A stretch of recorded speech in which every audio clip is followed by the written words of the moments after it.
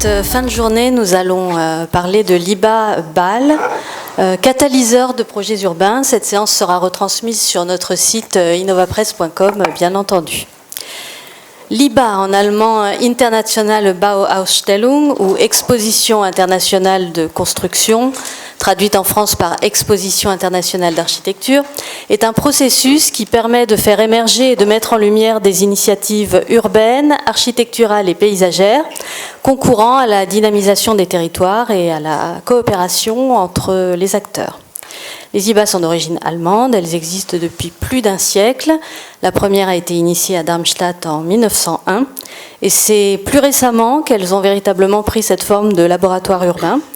Certaines ont eu un écho particulier en France, comme celle de Hambourg ou celle d'Emscher Park.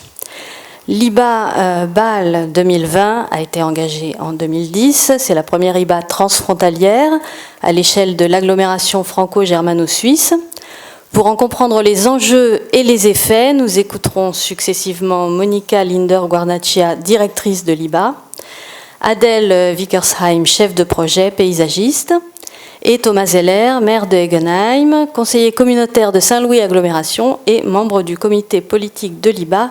Et je rappelle que le portage politique des projets est un des fondements du Forum des projets urbains depuis l'origine. Monika Linder-Guarnaccia, nous vous écoutons donc sur les enjeux et le déroulement de cette démarche. Merci beaucoup et bonsoir à tout le monde. Je suis un petit peu enrhumée, j'espère que vous m'entendez quand même. Excusez-moi ma voix. Donc, très bien. Je passe tout de suite au premier diapo, juste pour démontrer, c'est ça.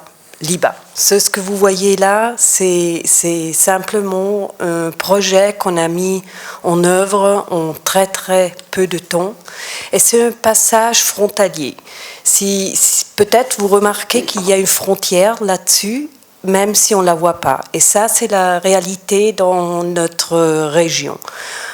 Normalement, on ne la voit pas, mais elle est là, la frontière entre deux pays de la communauté européenne, mais aussi entre un pays qui fait part de l'Union européenne, bien sûr.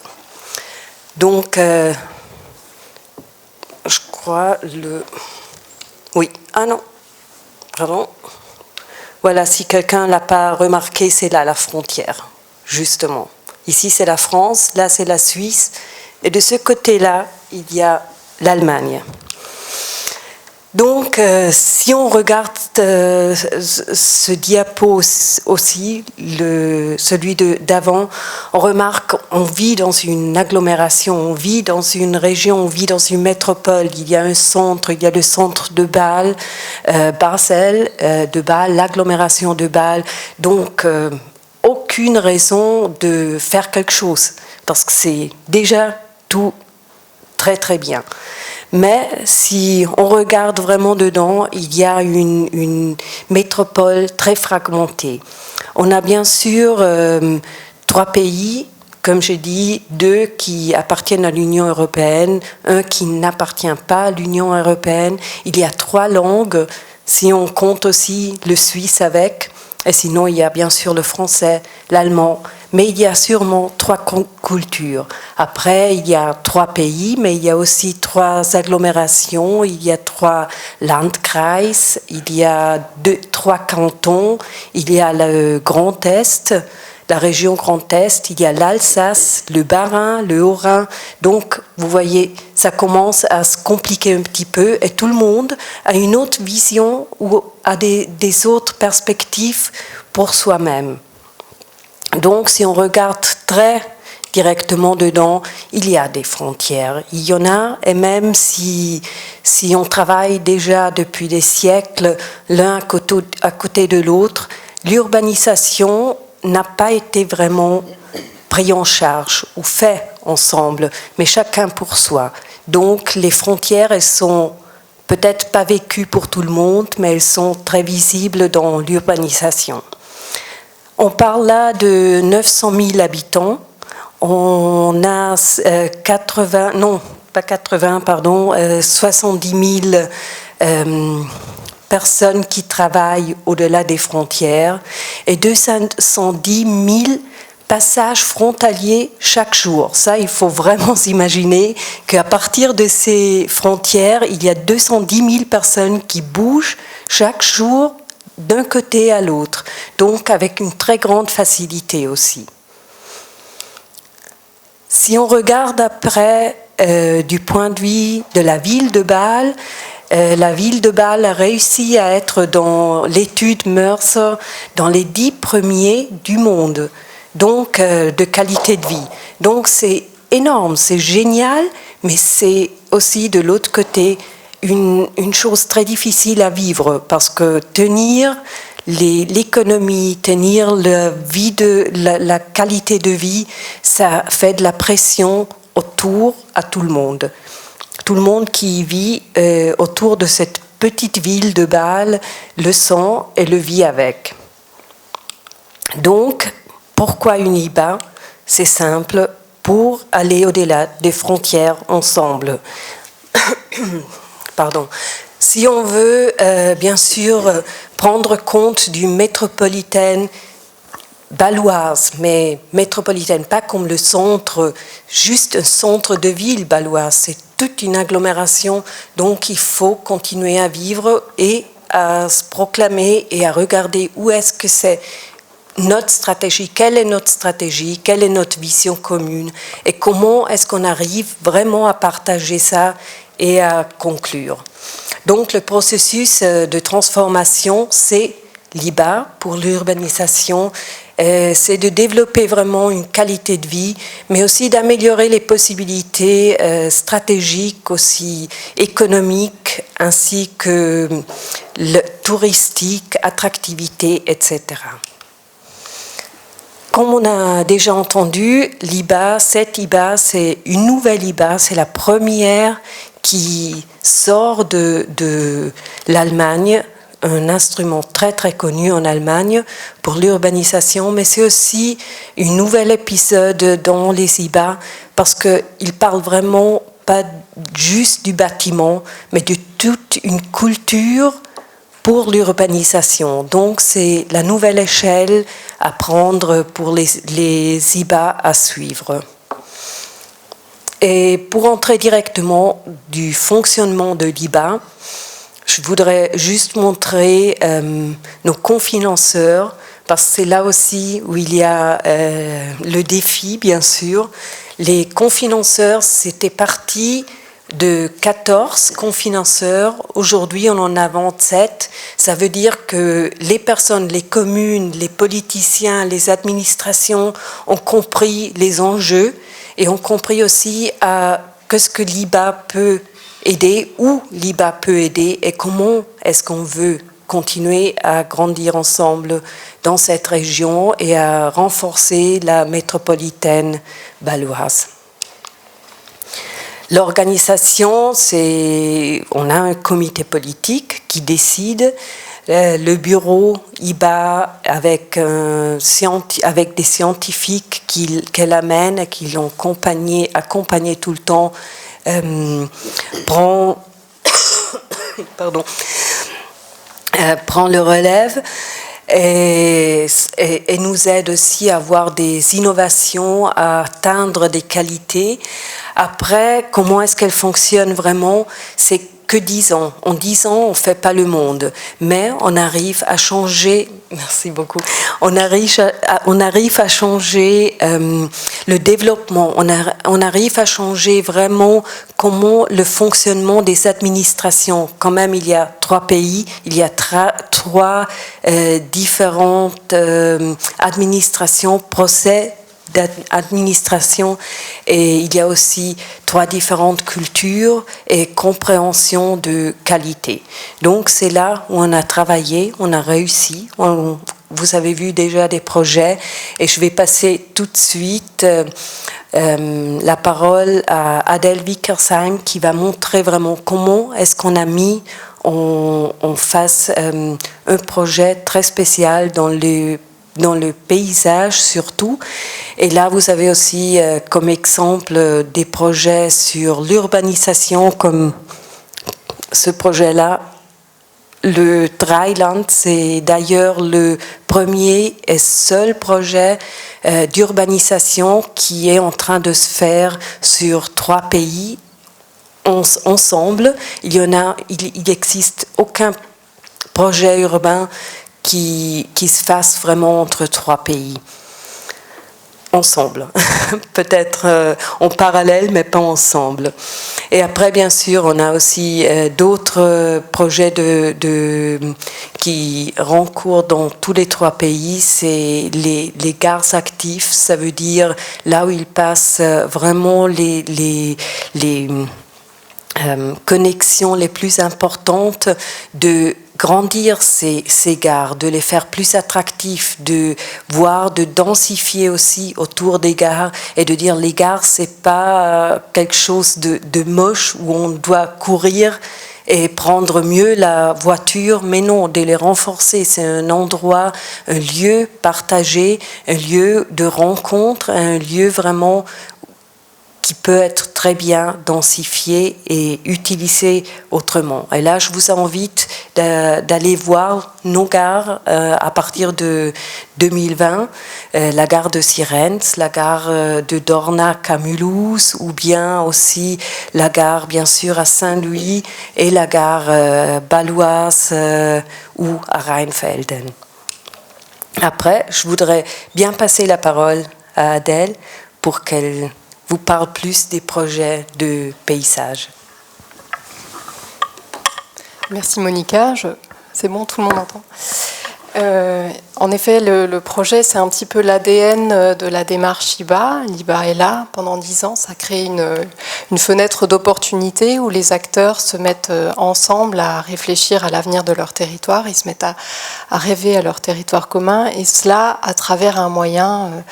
Finalement, on ne décide pas du projet forcément de manière très cadrée en amont, mais on laisse venir les projets qui se manifestent sur le territoire. C'est tout le sens de cet appel à projet qui a eu lieu en 2011, où il y a eu 2011, où il y a eu environ 130 projets qui se sont manifestés. Et ces projets-là, l'IBA les a accompagnés, les a recadrés, les a encouragés, les a mis en réseau aussi, de manière à ce qu'ils fonctionnent ensemble et qu'ensemble, ils puissent donner du corps à ce territoire commun, transfrontalier et trinational. Et évidemment, le paysage dans ce territoire-là, c'est une thématique hautement importante, puisqu'on est dans un territoire géographiquement cohérent. On est dans le fossé d'effondrement rhénan, entre la fin du Jura tabulaire, la forêt noire et les Vosges. Donc on est dans un espace géographique cohérent, structuré par le Rhin, et ce Rhin qui fait le coude au niveau bâlois. Et c'est aussi pour ça que cette thématique paysage est particulièrement importante dans cette IBA trinationale, et que l'IBA a cherché à soutenir un maximum ces projets de territoire. Il en va d'une part de la cohérence d'un territoire trinational tout de même très morcelé, mais aussi de la qualité de vie et de l'attractivité de ce territoire. Et c'est pourquoi l'IBA s'engage d'une part à faire émerger des projets concrets qui vont être mis en œuvre. On parlera notamment du projet du Parc des Carrières, d'avoir une vision prospective à plus long terme sur le sujet du territoire, mais aussi d'emmener la population dans cette thématique en organisant des visites, des actions pédagogiques et en orientant vraiment ces projets vers l'usager final, vers les habitants de la région trinationale, afin qu'ils vivent ensemble leurs lieux et le lien partagé, notamment à travers le paysage. Donc le projet de l'IBA Parc des Carrières, c'est un projet un peu particulier à plusieurs titres. D'abord parce que c'est un projet qui se situe sur la frontière entre la Suisse et la France. On est dans le territoire que mon voisin connaît parfaitement, le territoire de Egenheim, Saint-Louis, Allschwil-Bâle. Et là, je vous ai mis une petite photo parce qu'on peut parler du paysage très longtemps, mais ne pas le regarder, c'est quand même bien dommage. Et voilà, on est dans un espace ici, un espace d'agriculture, d'exploitation du gravier. Ici, j'ai mis encore d'autres photos avec toujours nos panneaux frontaliers qu'on affectionne beaucoup ici à Liba, parce qu'on essaie justement de faire en sorte que ce soit des lieux où il se passe des choses. Et voilà, donc là on est à cette limite-là, et cette limite-là, comme l'a très bien décrit par exemple le géographe Christophe Zone, qui est à Strasbourg, et bien finalement on pousse souvent sous le tapis, on est un peu aux confins des pays, des deux pays ici en l'occurrence, et c'est là que, on le voit assez mal sur cette image-là, là vous avez l'usine Kiba, qui est une usine d'exploitation du gravier, qui est située côté suisse, et qui va chercher le gravier jusque du côté français. Merci pour le pointeur. Et donc ce territoire-là, cette ligne de frontière-là, c'est un petit peu là où on a poussé des activités qui étaient un peu moins désirables. On a des casses, des choses comme ça. En tout cas, côté suisse, on est un petit peu au bord. Et l'enjeu ici, comme l'a très bien montré Christophe Zone, mais comme Jacques Herzog le montre très bien aussi, en fin connaisseur du territoire, c'est dans ces endroits de frontières qu'on a un énorme potentiel de développement économique, de développement paysager et de développement écologique. Donc voilà. Donc à Liba, évidemment, c'est un sujet qui nous convainc tout à fait. Alors voilà la photo aérienne de notre fameux parc des Carrières. Nous sommes ici à la frontière entre Saint-Louis, Saint-Louis en haut, voilà, au nord-est. Ensuite, on a, je ne sais pas où vous pointez, Bâle, voilà, qui arrive sur la partie. On est vraiment aux confins nord de Bâle également. Ici, vous avez Allschwil. C'est un petit peu dommage que cette photo soit cadrée comme ça, mais on a un gros projet urbain ici, juste sur le dessous, au niveau de ce qu'on voit, la frange, les jardins, peut-être en dessous déjà. C'est un gros projet immobilier qui s'appelle Baselink et qui est sur le territoire d'Allschwil, qui est en fait un projet de cluster de santé, en gros, de biotech, voilà. Et au-dessus, on a un projet de contournement, on a un projet donc de Zubringer, d'infrastructure qui doit notamment desservir ce quartier, un projet de contournement également, mais on verra tout ça un petit peu plus en détail sur les diapos suivantes. Donc voilà, on est ici aussi dans le cône d'envol de l'aéroport de l'Euro-Airport Basel-Mulhouse, Fribourg. Voilà, donc c'est un peu un territoire qui est une terra incognita, comme on aime bien dire à Liba, qui est aux confins, mais qui, on l'a très tôt senti, et notamment avec les acteurs du territoire, que ce territoire-là, on pouvait penser le plein à partir de cet espace ouvert. Vide, j'aime pas trop cette définition-là pour parler, mais voilà. Je passe juste à la suite.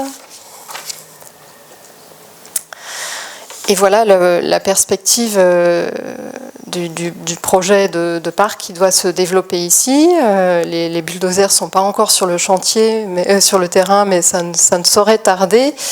Et ce qu'il faut comprendre, c'est que pour arriver ici, c'est un projet pas comme les autres.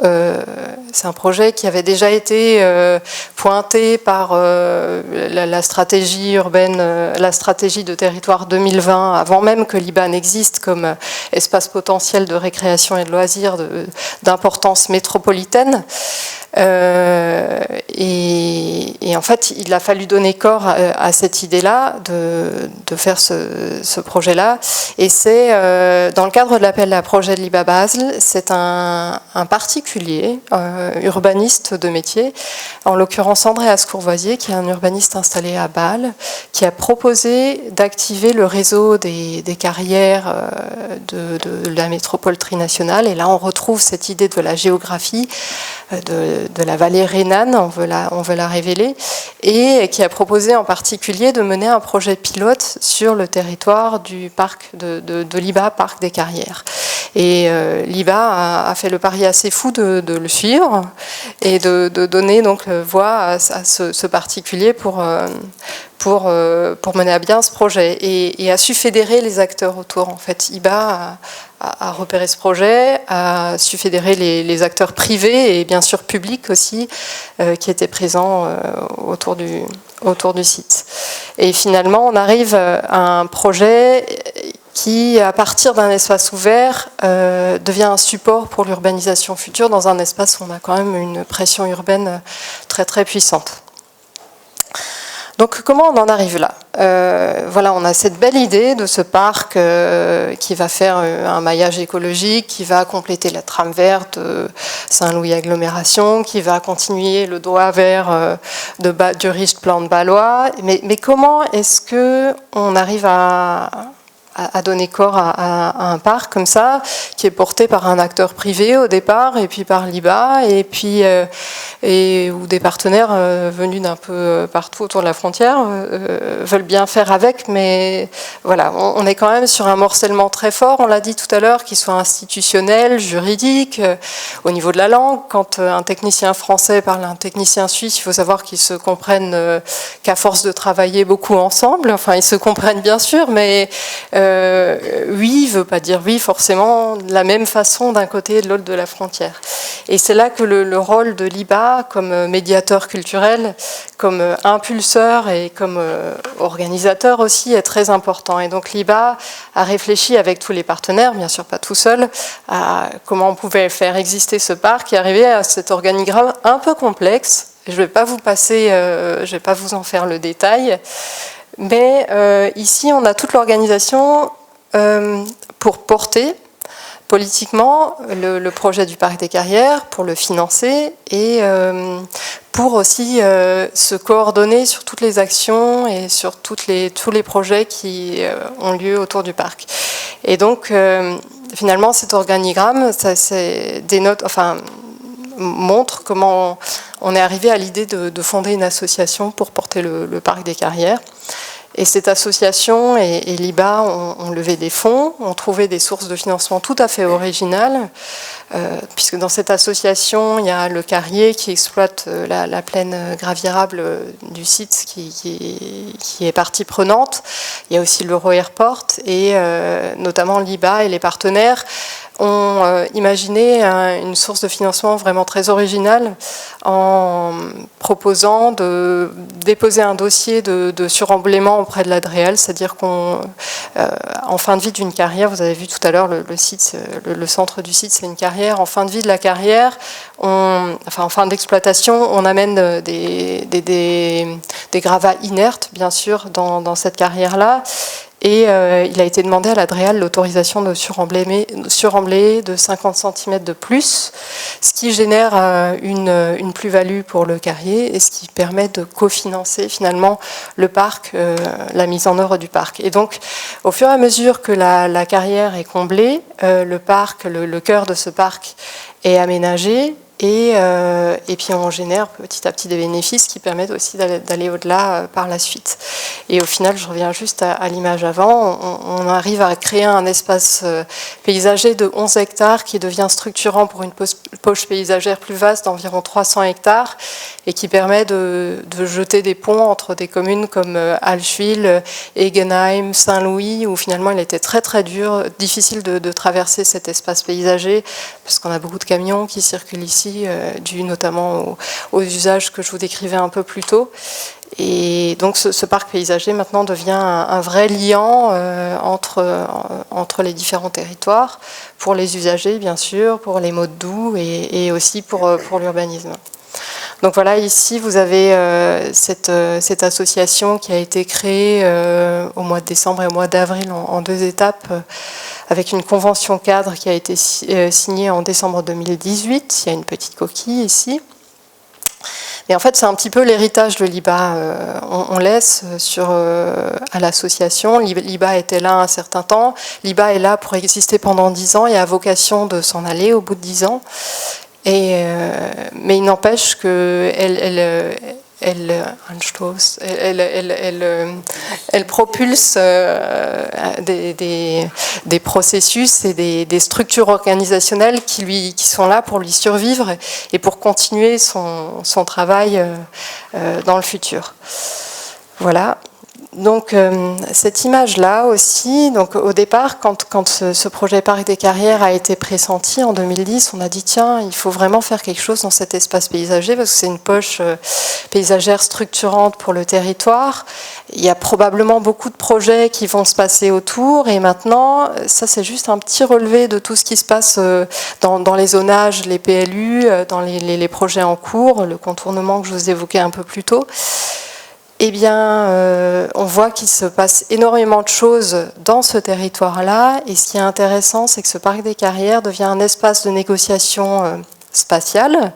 Donc on intensifie le vide avant d'intensifier le plein autour, ce qui est quand même assez particulier comme démarche ici, surtout dans un territoire transfrontalier à cette échelle-là.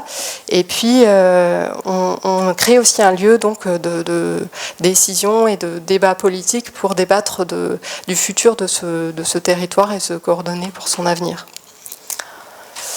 Et encore cette diapositive-là pour souligner que l'IBA cherche à soutenir comme ça des projets qui ont vocation d'être des projets modèles, qui ne sont pas là que pour eux-mêmes. La carrière, le parc des Carrières à Saint-Louis-Egenheim, c'est un projet très important pour nous, mais encore plus important quand il est vu comme une partie d'une constellation plus large.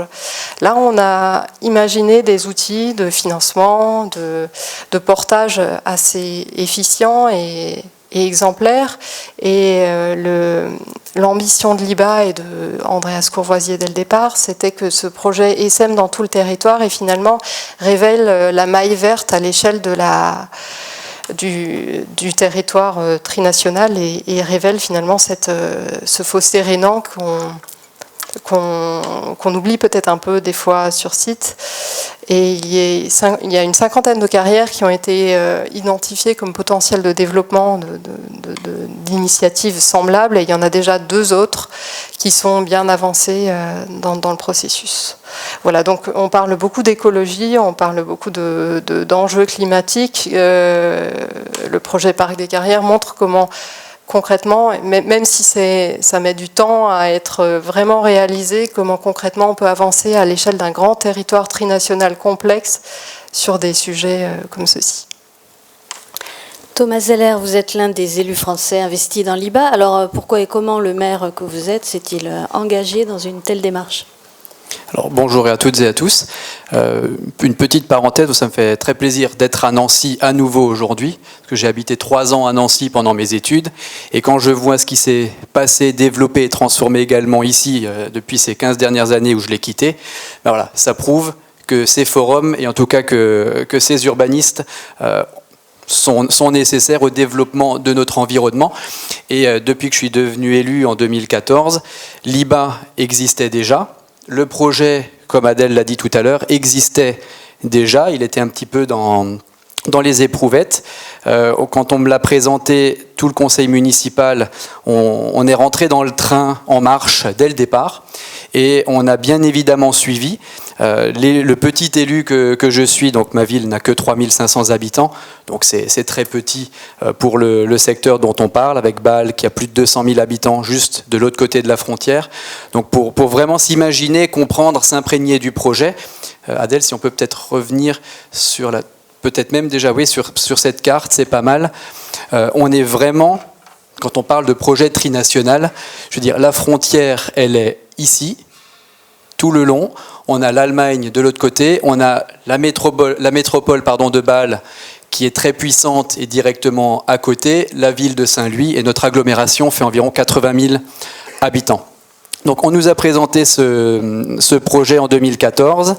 Je dois avouer qu'entre-temps, le secteur étant un des secteurs les plus dynamiques de tout le Grand Est au niveau de l'agglomération, en termes de création d'emplois, notamment grâce et sous l'influence de la ville de Bâle, on va pas se mentir, les frontaliers pèsent un grand poids chez nous, mais pas que. On a énormément de projets de notre côté.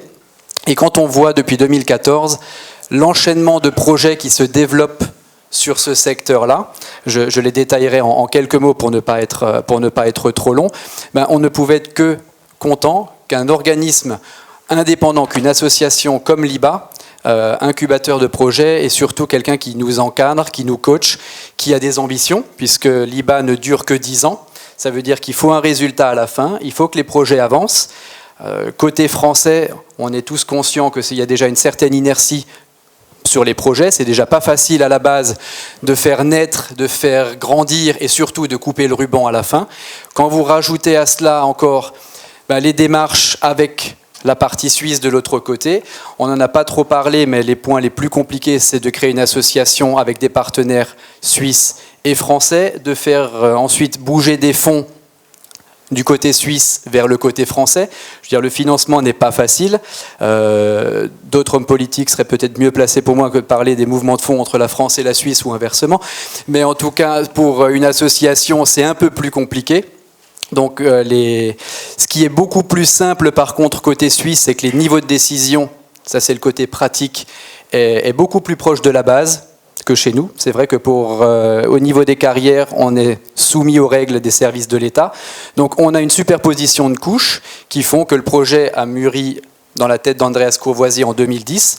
On est en 2019 et on espère avoir les premiers coups de pelleteuse en fin d'année. Donc pour vous montrer un peu l'inertie et le temps qu'il faut pour mettre ceci en place. Et donc nous, en tant qu'élus, je prends aussi ma casquette de vice-président de l'agglomération, puisque c'est vraiment un projet qui s'intègre dans l'ensemble du cœur de l'agglomération, puisqu'on est dans le secteur qui dépend de Bâle et où on veut se développer même sans eux. Et ben, avoir un poumon vert, je veux dire, le principe et la finalité, c'est, comme l'a dit Adèle, c'est de développer d'abord un poumon vert avant d'avoir autre chose qui se développe autour. Et on a des pressions foncières qui sont très grande. Est-ce qu'on peut revenir sur la photo, Adèle, du tout au début? Voilà, celle-ci. Pardon, ouais, la suivante. Pour vous représenter quand même le côté français, c'est le côté, on va dire, vert, pour l'instant. Le côté suisse est bâti directement tout au long sur la frontière, avec des projets qui sont en train de sortir de terre, de plus de 5000 emplois actuellement, qui vont sortir ici dans la biotechnologie côté suisse. On l'a vu sur une carte tout à l'heure, le PIB par habitant du côté de Bâle est à près de 130-140 000 euros par habitant, quand Paris c'est 45 000. C'est pour vous dire la puissance financière qu'à l'autre côté de la frontière. Malheureusement, on n'a pas la même, mais on arrive en tout cas à développer ce parc, et on en est très heureux de pouvoir avoir une telle coopération entre la Suisse, la France, mais surtout sans l'IBA. On n'y serait pas arrivé, on va être franc. C'est déjà compliqué chez nous, mais sans cette force de travail qu'apporte l'association IBA pendant ces années, ben grâce à cela, on a j'espère ce coupé de ruban le premier au printemps l'année prochaine. Alors, ça sera après les élections, j'espère toujours être là pour pouvoir le couper. Mais ça sera une formidable réussite et j'espère un exemple pour d'autres régions frontalières avec de tels projets. Alors après ce premier tour d'horizon, j'ai quelques questions, mais on va laisser la parole à la salle si vous avez des questions dès maintenant. Bon, ce sera peut-être pour plus tard. Le vice-président de l'IBA, maire de Rheinfelden, a estimé que l'IBA avait offert une physionomie commune à cette agglomération. Est-ce que vous constatez cela? Est-ce que vous parliez des différences culturelles dans les pratiques et dans les réglementations? Est-ce que tout ça réussit à s'harmoniser, à communiquer? Comment ça se passe? Il y a un effet IBA dans ce domaine? Il y a un réel effet IBA, c'est surtout par rapport à la vision et le fait d'avoir des élus de 3 pays qui envisagent un avenir commun. Je veux dire, c'est surtout ce point-là qui est important. Le projet de Rhineland est, je pense, le plus fort. Donc, on n'en a pas trop parlé ici. Mais il faut quand même arriver à s'imaginer un projet quasiment sur une île, sur le Rhin, entre donc Huningue, Weil am Rhein, Bâle de l'autre côté, où des urbanistes font un projet pour 3 pays. Donc, c'est vraiment rassembler et faire une coopération entre ces 3 cultures, ces trois pays. On a toujours eu l'habitude, évidemment, de traverser le Rhin, de traverser les frontières, mais dépasser ce stade-là, c'est vraiment déjà dans le slogan de l'IBA, c'est au-delà des frontières et ensemble. Je crois que ce projet-là mérite même encore la primeur du Parc des Carrières, puisqu'on rajoute encore l'Allemagne à ce projet, et c'est vraiment cette vision-là qu'on défend grâce à l'IBA. D'accord. Je dirais encore, si je peux aussi dire, de l'autre côté, comme moi je l'ai vécu pendant toutes ces années maintenant d'accompagnement, c'est aussi une grande question de confiance. Donc, le plus qu'on travaille, vraiment on travaille sur un projet, le plus on arrive à se connaître. Je veux dire, dans la région bâloise, on a toujours parlé beaucoup ensemble, on a le Eurodistrict trinational donc on connaît, on a cette tradition de parler ensemble. Mais vraiment travailler sur des projets et en plus avec les lunettes, avec nos critères de l'IBA, en disant lien et lieu partagé. Qu'est-ce que ça veut dire lien et lieu partagé? C'est un lieu partagé par tout le monde. Donc il faut sortir la qualité et nous dire et nous faire montrer qu'est-ce que c'est l'avantage de ton projet sur ton site pour ton voisin. Et donc là, ça commence peut-être à faire mal. Et lorsque ça commence à faire mal, on commence à mieux se comprendre, à mieux partager et avoir vraiment une stratégie commune. Et avant, c'est bien sûr, on veut travailler ensemble, mais est-ce qu'on arrive à le faire? Et ça, c'est quelque chose qui a changé. Je trouve que ça donne une autre impulsion et ça donne un autre caractère à toute la métropolitaine. Alors justement, pour continuer à travailler ensemble, quelles pourraient être les suites? Vous allez nous parler de l'expo en 2020, mais après 2020, je crois qu'à Hambourg, l'IBA Hambourg s'est transformé en société de développement urbain. Est-ce qu'il y aurait une possibilité ou est-ce qu'il y a d'autres solutions possibles? Alors, pour l'instant, on est en train de faire les lessons learned, ou vraiment de regarder qu'est-ce qui a bien marché, pourquoi quelques projets n'ont pas abouti et pourquoi des qualités n'ont pas été atteintes. Ça, c'est sur les choses qu'on n'a pas bien fait. Après, on regarde aussi les choses qui ont très bien marché.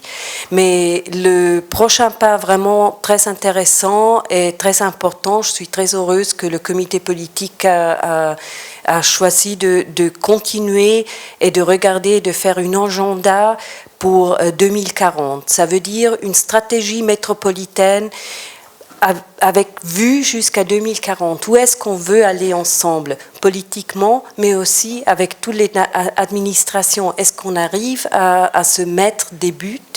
Et après ça, je crois qu'on peut dire très bien l'agglomération ou la métropolitaine a besoin encore de cette impulsion, Après, c'est aux politiciens de décider où mettre les particularités et où mettre, c'est les responsabilités. Là, je vais me permettre de compléter également. Le mot le plus important a été dit par Monica, c'est la confiance. Ce qui va rester à 2020 et après 2020, c'est la confiance. L'habitude de travailler ensemble, on l'avait déjà depuis pas mal d'années. Maintenant, grâce à l'IBA, des projets sortent de terre. On voit ce qu'on peut faire ensemble, encore une fois. On a un projet dont on n'a pas parlé, mais on a surtout ces derniers mois, voire années, le tram de Bâle qui ressort de nouveau, parce que dans le temps il existait déjà, mais dans la ville de Saint-Louis. Donc on a le tram suisse qui dépasse la frontière et qui vient sur Saint-Louis jusqu'à la gare, avec un projet d'extension même à l'Euro-Airport. Je rappelle que l'Euro-Airport, c'est un aéroport également trinational, le seul au monde, qui a quand même donc un aéroport allemand, français et suisse. Donc c'est quand même également une spécificité de notre secteur. Donc on a l'habitude de travailler déjà sur ces projets-ci. La confiance restera. C'était un pas important pour ces dernières années. Ça fait des années que cette confiance est là.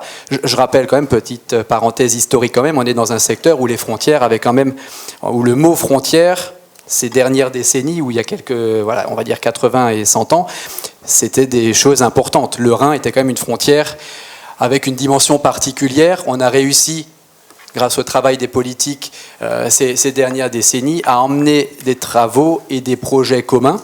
Je trouve que c'est ce qui est formidable sur notre secteur.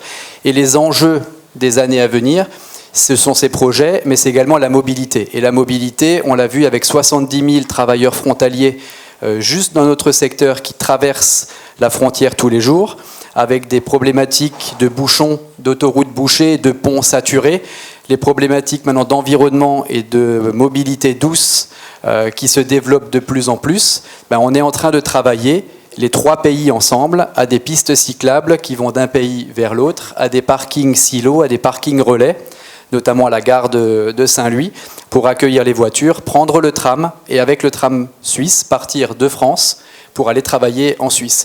Donc c'est vraiment une échelle qu'on n'a peut-être pas l'habitude de voir plus dans la France de l'intérieur, comme on l'appelle chez nous. Mais c'est une dimension de travail extrêmement enrichissante pour nous élus, puisqu'on travaille avec des élus de l'autre côté de la frontière. C'est là où on se rend compte des difficultés. Alors c'est pas beaucoup plus vert ailleurs non plus. Je vais pas faire croire à l'Eldorado de l'autre côté des frontières, mais en tout cas, le fait d'apprendre des autres nous fait évoluer énormément de notre côté, et c'est en cela que ce territoire-là, pour moi, a de beaux jours devant lui en termes de développement pour les années à venir. Vous parlez de confiance et de frontières, ce sont des mots qui pourraient résonner ailleurs en France. Je pense notamment au Grand Paris, où cela fait un petit peu défaut, la confiance. Donc, pensez-vous que cette méthode pourrait être transférable sur d'autres territoires en France? Et à quelles conditions? Alors, parler à la place d'autres élus, j'aime pas le faire. Mais en tout cas, je pense que si l'objectif, ce sont les objectifs qui doivent être définis clairement dès le départ, et y aller pas à pas. Je veux dire, l'IBA, c'est un processus maintenant qui dure depuis presque 10 ans. Il faut du temps pour se connaître. Il y a des équipes qui changent. C'est aussi pour ça que l'IBA est une force. L'équipe de l'IBA est restée quasiment la même en 10 ans.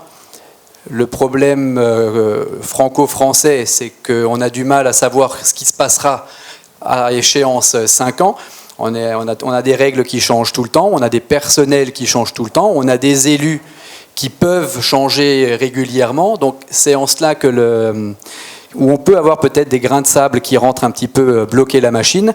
Avoir une structure qui aide à porter le projet, qui aide à garder la confiance à l'intérieur de cette structure-là et à la répercuter ensuite de nouveau avec les élus qui arrivent. Je pense que c'est cette démarche-là qui pourrait faire que, mais je ne connais pas assez le fonctionnement du Grand Paris, donc si on peut juste donner des idées, pourquoi pas. Après, on sera prêt à les recevoir s'ils ont besoin de conseils. Très bien. Monica Linder-Guarnaccia, donc que va-t-il se passer en 2020 pour la clôture de l'IBA?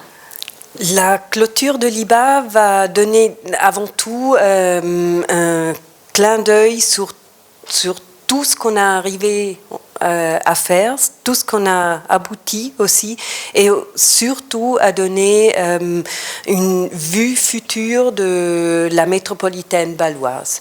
Ça va être une exposition, vraiment une exposition, comme dit le nom, dans le Vitra Campus à Weil am Rhein, et donner aussi une plateforme pour discuter d'urbanisation, de méthodes, de maîtrise d'œuvre ou aussi de continuation. Le 2 et le 3 de juillet, sur le plan vraiment Fachöffentlichkeit d'experts, pardon, sur le plan vraiment d'experts. Et après, après donner vraiment une vue d'ensemble de toute l'agglomération et de tous les projets qu'on a suivis et surtout de tous les processus qui ont donné ces beaux projets de qualité, d'innovation et de nouvelles interculturalités des administrations. Une précision, quels étaient les moyens budgétaires et humains de cette IBA?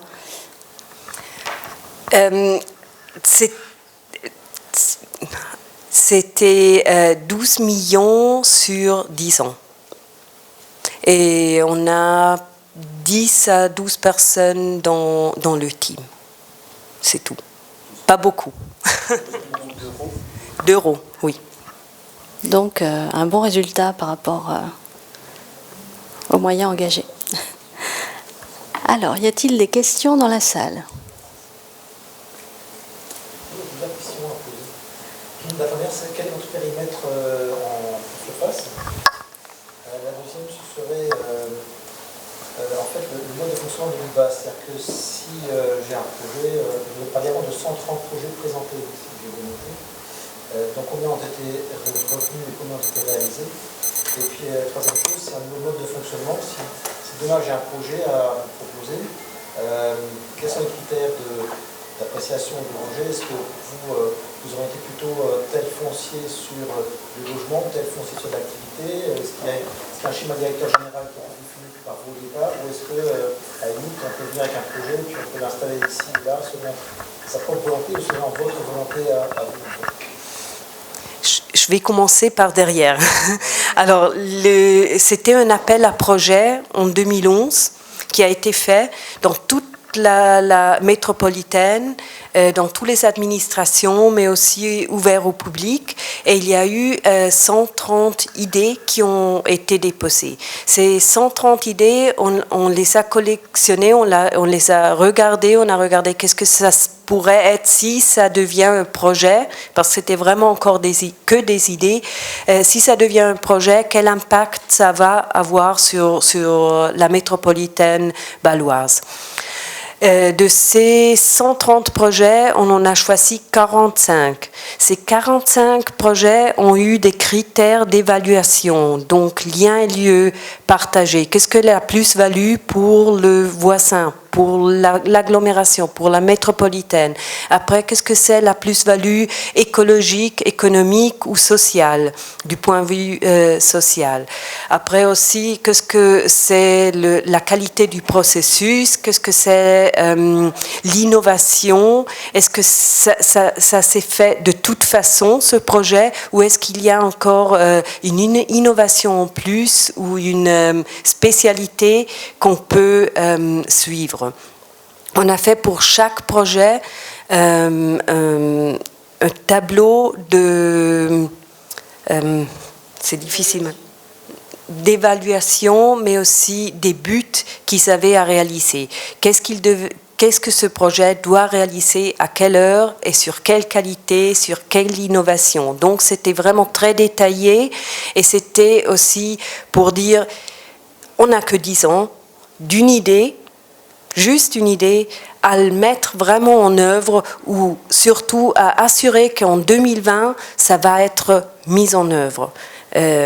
Donc, c'est vraiment pas beaucoup de temps si on parle de grands projets comme disait M. Zeller, un tramway qui dépasse les frontières, et en plus, à côté du tramway, de la mise en œuvre vraiment, et fait qu'il passe déjà et qu'il traverse la frontière et qu'il marche chaque 15 minutes. Il y a un tramway qui va de la gare de Saint-Louis au centre-ville de Bâle. Donc c'est sensationnel. On a réussi à le faire en moins de 7 ans, de l'idée, la projection à la maîtrise en œuvre. Mais ce projet est accompagné aussi de toute l'urbanisation autour de ce tramway. Donc il y a là aussi des perspectives après 2020. Après, s'il y a aujourd'hui encore des projets, bien sûr, c'est une chance. C'est dans l'agglomération. Un projet de l'IBA a appelé encore 60 autres projets autour. Et ça, c'est bien. C'est ce que nous, on voulait aussi. On voulait généraliser, on voulait impulser, on voulait mettre un peu de vitesse dans cette collaboration. Après, dans toute la labellisation, c'est clos. C'est vraiment clos parce qu'on a dit on s'occupe en priorité de ces projets qui ont fait la démarche du début jusqu'à la fin pour pouvoir suivre aussi, pour pouvoir aussi dire ce projet a été bien fait, ce processus c'est bien, pour le donner aux autres communes pour améliorer et pour continuer sur cette base après. Donc c'est vraiment un processus qu'on enseigne, mais on l'amène tout de suite au prochain projet. Et le périmètre va au-delà de l'Eurodistrict Oui, le périmètre va au-delà de l'Eurodistrict. C'est pour cela ces 2 Landkreis, c'est Stein, Bad Säckingen, jusqu'à Krems, Bad Bellingen, 42 km au long du Rhin, et après jusqu'à Mulhouse, la ville de Mulhouse. Donc ça reprend vraiment un très grand périmètre. C'est l'Argovie, c'est Bâle-Campagne aussi du canton, et c'est le département du Haut-Rhin aussi avec Mulhouse. Ça, c'est le périmètre. Mulhouse n'était pas prévu au départ dans l'IBA, si ? Non, comme j'ai dit, le départ, c'était vraiment les 14 communes juste autour de Bâle, et ça a pris une plus grande démarche. Aussi le Land Baden-Württemberg, qui n'était pas là depuis le commencement, et ils ne voulaient plus financer vraiment des IBA.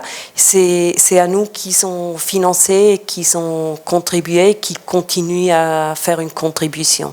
Ainsi aussi l'État suisse, et à travers d'Interreg, les moyens de l'Union européenne.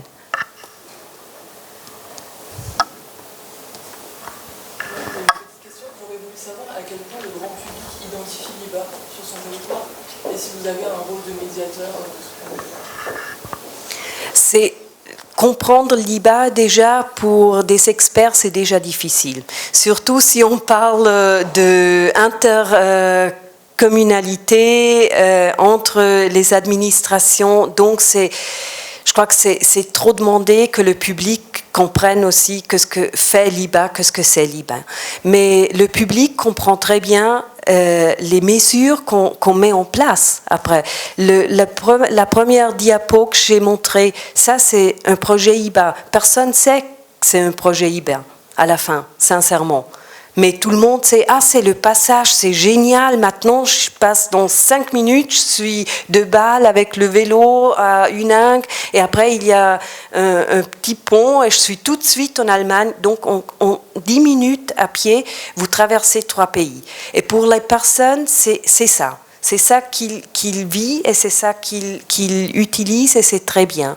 Après, bien sûr, du point de vue des politiciens, des administrations qui ont donné de l'argent à cette IBA, c'est toujours encore une demande que le public connaisse l'IBA.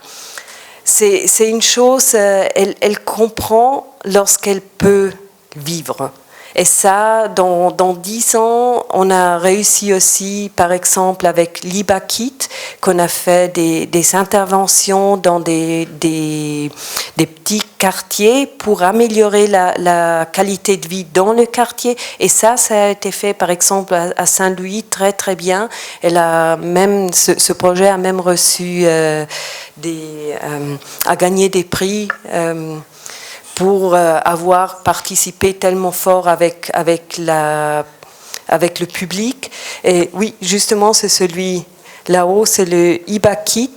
Et le IBA-Kit, par exemple, il entre vraiment, c'est un conteneur, on le dépose dans le quartier qui doit ou qui veut changer, et on commence à parler avec le public, à dire mais qu'est-ce que ne va pas, qu'est-ce que te plaît, comment est-ce que tu voudrais le faire, et tout le monde, pour que ça réussisse, doit y participer.